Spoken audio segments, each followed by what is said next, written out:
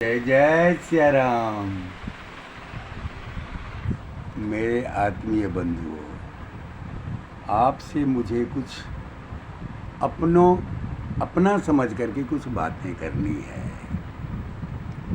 जिंदगी में कुछ पाने के लिए कुछ खोना अनिवार्य होता है। सबसे पहले तो हमारी अपनी बात मैं बता रहा हूँ।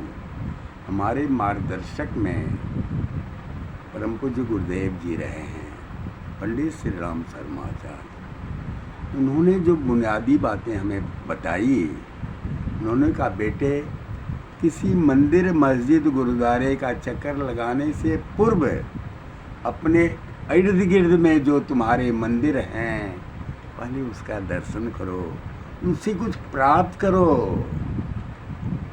वह कौन है? आइए, नदी है।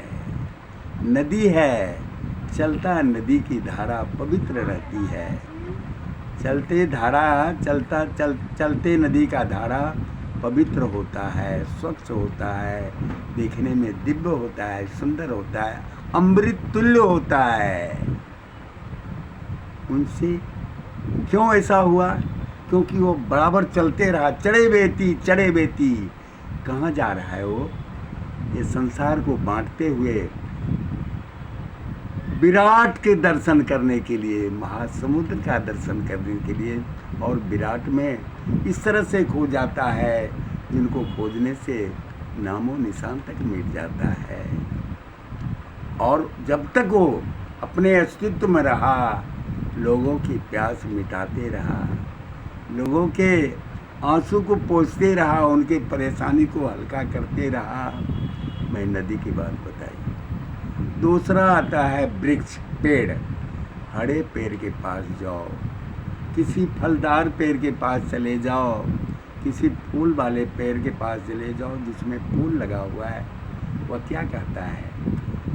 मेरा जीवन बहुत छोटा है, मेरा जीवन बहुत छोटा है, लेकिन मैं बहुत कुछ दे सकता हूँ। क्या दे सकता हूँ? जीवन मेरा बहुत छोटा है, लेकिन जो दूंगा तुमको जीवन भर अपने आप को हरियाली तुम्हारे अपने आप में महसूस होगा। मैं तुम्हें मुस्कुराहट दूंगा, मैं तुम्हें सुगंधी दूंगा, तुम्हें पवित्रता दूंगा। मुझे देकर तुम मुस्कुराओ।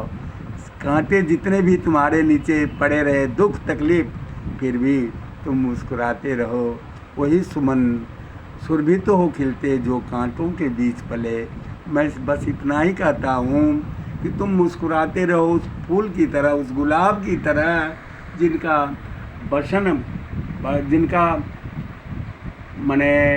मने बिस्तर कांटे है, अस्तित्व कांटे पर टिका हुआ है।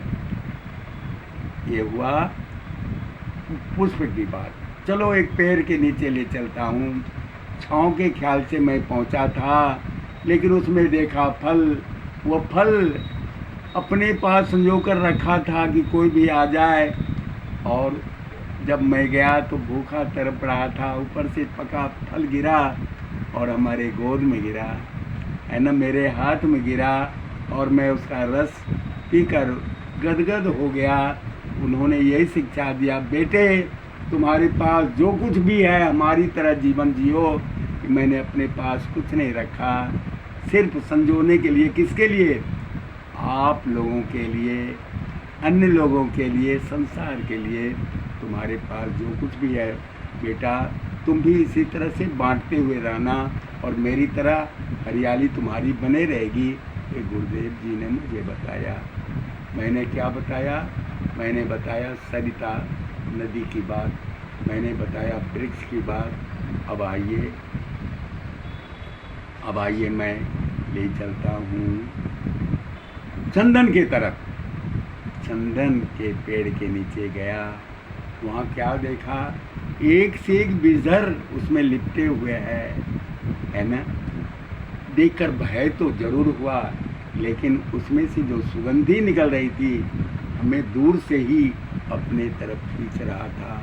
मतलब आप में भी उस चंदन की तरह एक अच्छाई होनी चाहिए, जो हर आने वाले के मन को प्रसन्न करे, खुश करे, बगैर पैसे का खुश कर दे, उनकी भूख को मिटा दे। उनके जिज्ञासा को मिटा दे और अपने आप में वो आत्मसात कर ले। चंदन विश्व व्यापक नहीं, लिपटे रहत भुजंग। जय जय श्री राम, जय जय श्री राम, जय जय श्री राम।